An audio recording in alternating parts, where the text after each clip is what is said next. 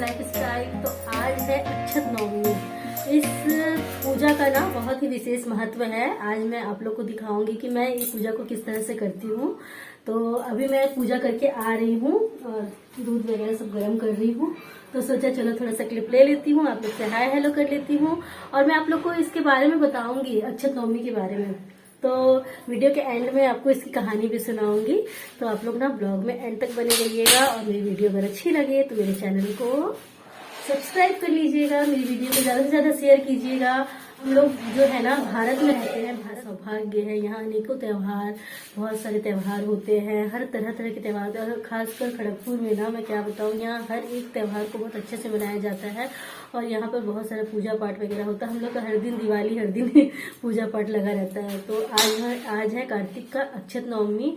इस दिन जो है सभी जो सौभाग्यशाली स्त्रियां जो है आंवला वृक्ष के इर्द गिर्द चारों ओर चक्कर लगाती है और कच्चा सूत होता है ना, उसको लेकर के परिक्रमा करती है आंवला पेड़ के चारों ओर।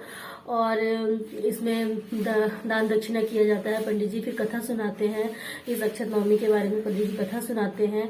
और उसके बाद में जो है अन्य तरह के जो बहुत लोग पाप वाप करते हैं, वो पापों से थोड़ा मुक्ति मिलता है। तो थोड़ा सा धर्म कर्म का कार्य भी कर लेना चाहिए। तो मैं तो ऐसा करती हूँ। आप लोग मेरे ब्लॉग को देखिएगा, कैसा लगा आप लोग जरूर बताइएगा कमेंट करके। तो चलिए आप लोग वीडियो में एंड तक बने रहिए। तो देखिए एक छोटा सा आंवला का पेड़ है, इसमें आंवला का छोटा सा गाछ है और इसमें मैं पूरा सूद बांध करके चारों ओर इर्द गिर्द, मैं ज़्यादा चक्कर नहीं लगाई क्योंकि मैं कल भी व्रत रखी थी ना, तो मैं न तो 108 चक्कर लगाती, मैं बोली बहुत ज़्यादा नहीं लगाऊंगी, 21 चक्कर लगाई हूँ मैं।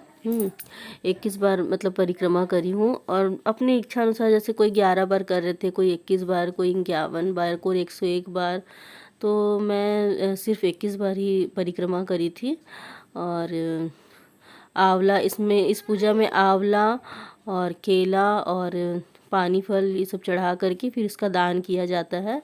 तो यहाँ देखिए सारी लेडीज़ लोग सब आलता सिंदूर सब चढ़ा करके, दीप धूप दीप जला करके, मम्मी है मेरी मम्मी गई थी मेरे साथ और मेरे भाई बहन गए थे।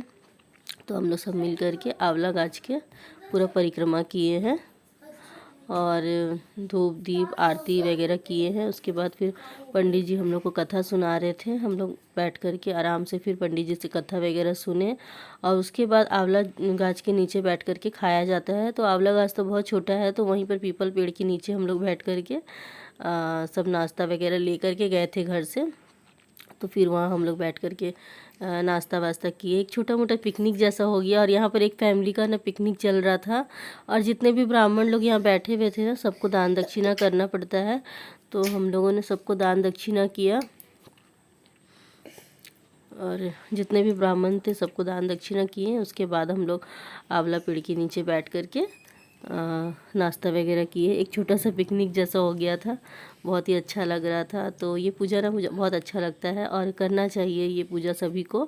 इससे पापों से मुक्ति मिलती है और घर में सुख शांति रहती है। जिसके संतान नहीं है ना, वो संतान प्राप्ति के लिए ये वाला व्रत भी करते हैं, तो उसे संतान की प्राप्ति होती है। और ये अक्षय नवमी जो है कार्तिक मास के शुक्ल पक्ष को मनाया जाता है। कार्तिक मास के शुक्ल पक्ष के नवमी के दिन ये जो है आंवला नवमी का पूजा किया जाता है। और जो जिसके पास आंवला नहीं है, आंवला पेड़ नहीं मिलता है, वो तुलसी माता के भी परिक्रमा करके ये पूजा को कर सकते हैं और आंवला वगैरह चढ़ा सकते हैं। तो इस व्रत के बारे में मैं जितना जानती थी मैं आप लोग के साथ शेयर करी हूँ। और प्राचीन मंदिर है, देखिए आप लोग देख सकते हैं कितना पुराना मंदिर है।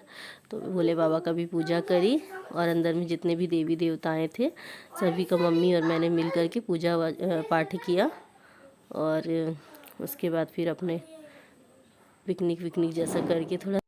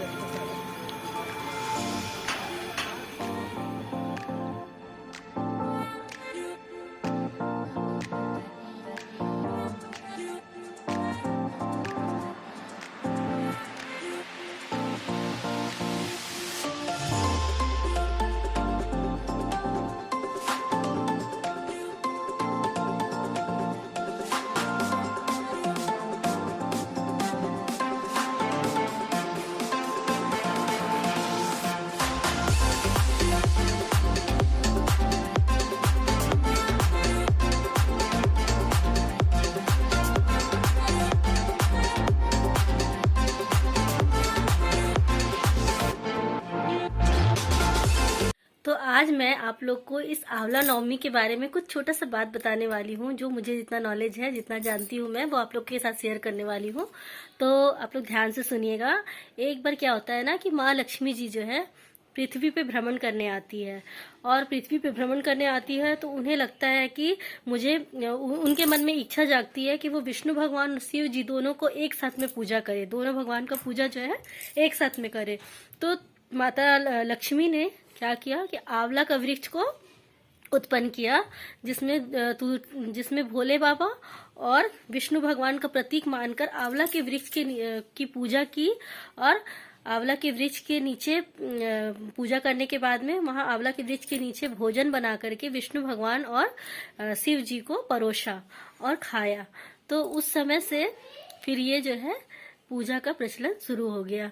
तो आंवला के वृक्ष के नीचे आज के दिन स्त्रियां पूजा करती है, पूजा पाठ करती है। उसके बाद में आंवला के वृक्ष के नीचे भोजन बना करके या फिर कुछ भी ले जा करके बैठकर वहां खाया जाता है। तो आज हम लोग वही पूजा करके आए हैं, और हम लोग भी पूजा पाठ करने के बाद आंवला के वृक्ष के नीचे कुछ भोजन करके, मुंह जूठा करके फिर हम लोग घर आए हैं।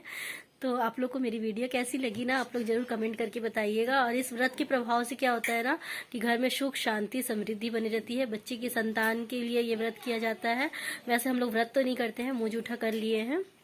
तो जो है संतान प्राप्ति के लिए भी सब इस पूजा को करते हैं, और संतान अच्छा रहता है, घर परिवार में सुख शांति रहती है। तो और इस दिन दान का विशेष महत्व है। इस दिन ना पंडित जी, जितने भी पंडित जी लोग वहां बैठे हुए थे ना, हम लोग ने सबको दान किया।